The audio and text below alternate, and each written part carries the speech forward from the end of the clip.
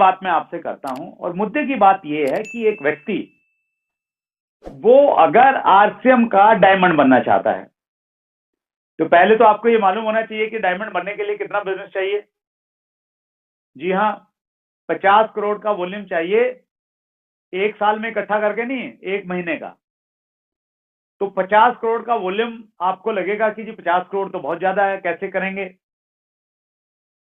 तो आप ये मान लीजिए कि 50 करोड़ हो सकता है, क्योंकि आरसीएम बिजनेस में 3 डायमंड है और एक स्टार डायमंड है, उन्होंने किया है, तो आपका भी हो जाएगा। तो हो सकता है। कैसे होगा? मैंने क्या किया, 50 करोड़ महीने का धंधा करने के लिए, और ये बिजनेस बहुत आसान है। कॉपी कैट मार्केटिंग की किताब है वर्क हेजेस की, उसमें वो लिखते हैं कि जिंदगी में कामयाब होना बिल्कुल कॉम्प्लिकेटेड नहीं है, बहुत आसान है।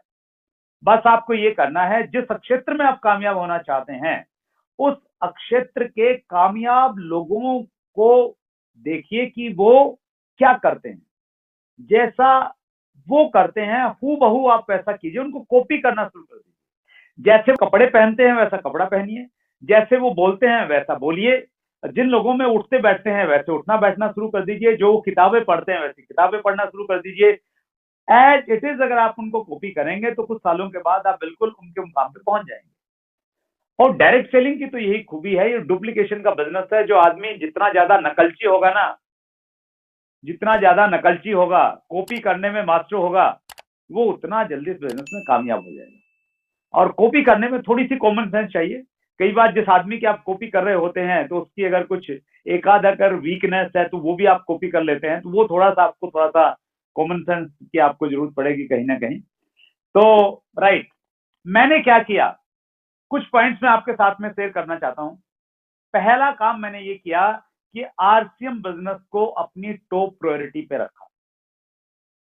तो इसको पॉइंट को मैं दूंगा, पहला पॉइंट बोलूंगा टॉप प्रायोरिटी। आरसीएम बिजनेस में मैं आया, शुरुआत में सीरियस नहीं था, लेकिन जब से मैं सीरियस हुआ, मैंने अपने जीवन की सर्वोच्च प्राथमिकता आरसीएम को बना लिया। मैंने एग्जांपल दिए, बच्चों के बर्थडे के एनिवर्सरी का एग्जांपल दिया। मेरा केबल टीवी का बिजनेस था, केबल टीवी के बिजनेस के प्रति मैं बिल्कुल बेपरवाह हो गया। उसमें से जो पैसा आता था वो आना बंद हो गया, कंपटीशन हो गया, मतलब संभाला ही नहीं मैंने। विवाह, शादी, रिश्तेदारी सब नाराज हो गए। मैंने फुल्ली फोकस रह के आरसीएम बिजनेस में काम किया। मैं ऊपर वाले का हमेशा शुक्रिया अदा करता हूं कि आरसीएम बिजनेस में आने के बाद में मेरी एक होम मीटिंग भी कैंसिल नहीं हुई आज तक। वो इसलिए नहीं हुई क्योंकि मैंने आरसीएम बिजनेस को अपनी टॉप प्रायोरिटी पर रखा। और आप भी अगर बड़ी कामयाबी चाहते हैं तो आप टॉप प्रायोरिटी पे रखिए आरसीएम बिजनेस को, फोकस रह के काम कीजिए। मैं लोगों को देखता हूं, वो कहते हैं जी मुझे 5 साल हो गए, मुझे 7 साल हो गए। 7 साल हो गए हैं, 7 साल में उनकी बातें नहीं बदली, उनका तरीका नहीं बदला, उनके विचार नहीं बदले, उनका ढंग नहीं बदला, उन्होंने कुछ सीखा नहीं। 7 साल में वो 70 काम करके वापस लौट के आ जाते हैं। 7 साल काम करके वो इलेक्शन आते हैं तो दो महीने इलेक्शन में गायब हो जाते हैं। फिर पड़ोस में किसी की शादी होती है तो एक हफ्ते फिर गायब हो जाते हैं और कहते हैं जी कुछ हो नहीं रहा है। आपको फोकस्ड रह के कंसिस्टेंसी के साथ में टॉप प्रायोरिटी पे रख के काम करना पड़ेगा। दूसरा काम जो मैंने किया वो मैंने आरसीएम बिजनेस को मैंने ज्वाइन किया। प्रोडक्ट हमारे पास में बहुत ज्यादा नहीं थे, सिस्टम समझ में आ गया था। मैंने बिल्कुल 100% एनर्जी आरसीएम बिजनेस पे लगाई। डायरेक्ट सेलिंग में प्रॉब्लम क्या होती है, जब आप काम करते हैं ना तो दूसरे लोग आपको अप्रोच करते हैं। जब उनको मालूम चल जाता है ना यार आरसीएम का बंदा है, इसकी टीम में 100 लोग हैं, 200 लोग हैं, तो वो आपके आएंगे, आपको धीरे से बोलेंगे, पहले तो आपसे बातचीत करेंगे कि आपके बारे में, आपसे मिलना है, आपके बारे में थोड़ा जानना है, प्लान के बारे में। और वो आपके पास आएंगे और चुपके से अपना प्लान दिखाएंगे और आप बता देंगे कि आजा मेरी गाड़ी में बैठ जाए, इसमें बहुत कुछ पैसा है, ऐसा है, ये है, वो सारी चीजें। और हम कहीं ना कहीं उन चीजों के प्रति अट्रैक्ट हो जाते हैं, आकर्षित हो जाते हैं। और जैसे ही आप उन चीजों के प्रति अट्रैक्ट होंगे, आपका जो एनर्जी है, जो 100% लगा हुआ था, वो एनर्जी डाइवर्ट हो गया। अगर 10-20% उनको सुनने में, सोचने में, विचार करने में लग गया तो फिर आउटपुट तो आपका कम आएगा ही।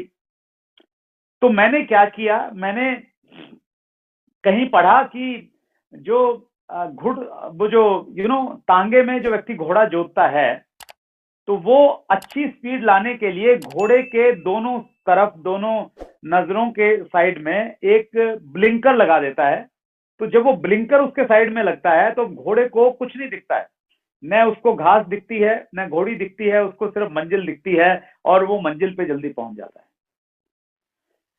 कोई भी व्यक्ति मेरे पास में, पहली बात तो ये कि मेरी कमिटमेंट को देख के, मेरे पागलपन को देख के कोई व्यक्ति मेरे पास में आया नहीं कि वो प्लान दिखाने के लिए आए।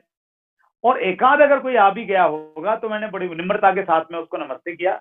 मैंने कहा भाई साहब, आपकी कंपनी मान लिया बहुत बढ़िया है, आपका प्लान बहुत बढ़िया है, आपके प्रोडक्ट मतलब जो है ना वो आसमान से आए हैं, इससे बढ़िया कुछ है नहीं, लेकिन मैं आरसीएम बिजनेस को लेके कमिटेड हूं और मेरा कमिटमेंट है कि मैं जिंदगी भर आरसीएम करूंगा, इस कमिटमेंट के साथ में आया हूं, प्लीज मेरा कमिटमेंट मत तोड़िए। तो आदमी ने फिर मेरे से बातचीत नहीं की। और जब आप थोड़ा सा, आपके मन में कुछ लालच रहेगा, कुछ देख लूंगा, कर लूंगा, चलो सीख लूंगा, चलो एक आईडी तो लगा ही दूंगा, फिर कैसे कामयाबी? हमने सुना है ना, अगर आप दो नाव में पैर रखेंगे तो डूबना तय है। तो यहां भी आप फोकस रह के काम कीजिए। देखिए आज हम डिजिटल युग में जी रहे हैं।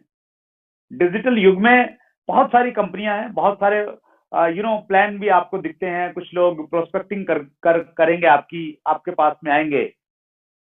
लेकिन आप अगर बिल्कुल फोकस्ड हैं, ब्लिंकर्स लगा रखे हैं आपने, कुछ दिखता नहीं है, 100% एनर्जी आप आरसीएम बिजनेस पे लगाएंगे, तो फिर अगर अब तक आपके पास में परिणाम नहीं है तो आप इस प्रकार से काम करके देखिए, आपके पास में चमत्कारिक परिणाम आएंगे। मैं एग्जांपल आपके सामने हूं, मैंने ऐसा किया। तीसरा काम मैंने किया, लर्निंग एटीट्यूड। हमेशा सीखने के लिए तैयार रहा, हमेशा, ऑलवेज, आज भी हूं। मुकेश कोठारी जी कहते हैं कि अगर आप सीखना नहीं चाहते हैं, if you don't have a learning attitude, कोई भी नहीं सिखा सकता। हार्वर्ड यूनिवर्सिटी का प्रोफेसर भी आपको कुछ नहीं सिखा सकता। और अगर आप सीखना चाहते हैं तो नाली में पड़ा हुआ शराबी और एक छोटा सा बच्चा आपको बहुत कुछ सिखा सकता है। वो नजरिया होना चाहिए सीखने का। मैंने बहुत सीखा, मैंने बहुत सारी किताबें पढ़ी, मैंने मीटिंग सेमिनार में जब मैं जाता था ना, आज भी उसको मैं आज भी फॉलो करता हूं। अगर 5 घंटे की मीटिंग है ना तो मैं पानी पीने के लिए नहीं उठा कभी, आगे की सीट पे बैठता था और बस पूरी मीटिंग में नोट्स बनाता रहता था, लिखता रहता था। और मैं देखता था लोग 5 बार उठ जाते थे 5 घंटे में, तो चाय पी के आते थे, टहलते थे, जैसे पिकनिक मनाने के लिए आए हैं। हमारे जमाने में उतनी ज्यादा ऑडियो वीडियो नहीं रहती थी, आज तो सोशल मीडिया पे, यूट्यूब पे भरमार पड़ी है आपके पास में। तो मुझे अच्छे से याद है, एक बार कोई एक मीटिंग थी और उस मीटिंग के बाहर में कुछ कैसेट बिक रही थी, एजुकेशनल टेप। एक टेप मैंने वहां से खरीदी और मैं उसको लेके घर पे आया। रात को शायद 2 बजे पहुंचा मैं। 2 बजे पहुंचने के बाद घर पे टेप रिकॉर्ड था। मैंने उस टेप रिकॉर्ड में टेप को लगाया, मुझे नींद नहीं आ रही थी। उस टेप को मैंने पूरा सुना, कंप्लीट सुना। सुनने के बाद में सोया, मुझे ये था कि मैंने सीखना इसमें है क्या, वो वाला पागलपन। जब मेरे पास में बहुत सारा पैसा नहीं था उस समय, मैंने ट्रेनिंग के ऊपर में बहुत खर्च किया। शिव खेड़ा जी का एक ट्रेनिंग प्रोग्राम था जिसकी शायद 50,000 रुपए के लगभग फीस थी। 4 दिन का एक वर्कशॉप था, वो मैंने अटेंड किया।